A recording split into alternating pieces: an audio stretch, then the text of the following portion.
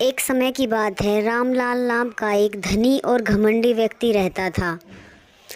एक दिन उसके पास हरीराम नाम का एक गरीब व्यक्ति काम मांगने आया। मैं कितना पैसे वाला हूँ और कितना खुश भी हूँ मैं।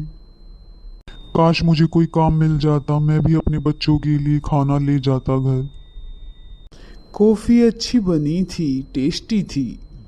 साहब मुझे कोई काम दे दो, मेरे पास कोई काम नहीं है। अच्छा, काम कर लोगे तुम? मेरे पास थोड़ा काम है, पर मैं ज़्यादा कोई बात पैसे नहीं नहीं साहब, दे मैं काम पाऊँगा। करने के मैं लिए सिर्फ तैयार तुम्हें हूँ। 200 रुपये ही दे पाऊँगा। है तो फिर कल से लकड़ियाँ काटने का काम शुरू कर देना। साहब मैंने सारी लकड़ियाँ काट दी हैं। ये लो तुम्हारे पैसे। अब मुझे उस आदमी की कोई ज़रूरत नहीं है, कल से उसे काम से निकाल ही देता हूँ। सुनो, कल से तुम काम पर मत आना, अब मुझे तुम्हारी कोई ज़रूरत नहीं है। साहब मुझे काम से मत निकालो, मुझे काम की बहुत ज़रूरत है। मैं क्या खाऊंगा, क्या बच्चों को खिलाऊंगा? साहब कृपा करके मुझे मत निकालो। इन सब से मुझे कोई मतलब नहीं है, कल से काम पर आने की कोई ज़रूरत नहीं है। अब मैं क्या करूंगा कल से? कैसे मैं खाना खा पाऊंगा? कैसे बच्चों के लिए खाना ले जा पाऊंगा? क्या करूं मैं? मूवी तो बहुत अच्छी है।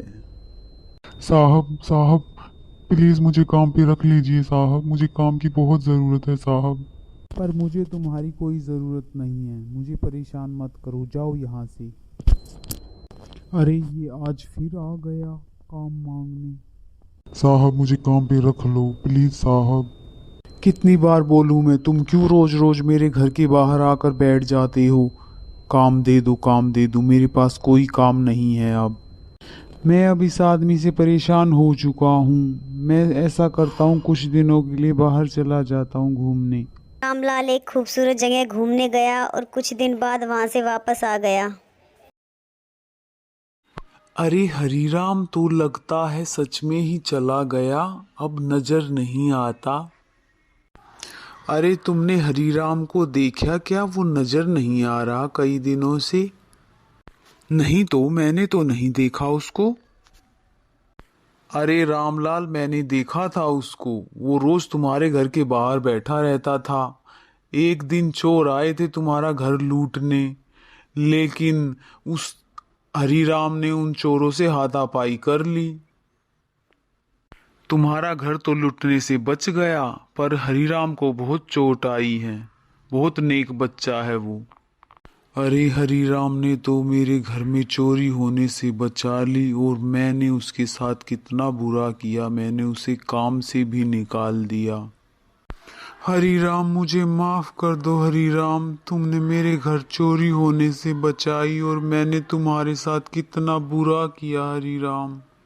कोई बात नहीं सेठ जी, ये तो मेरा फर्ज था।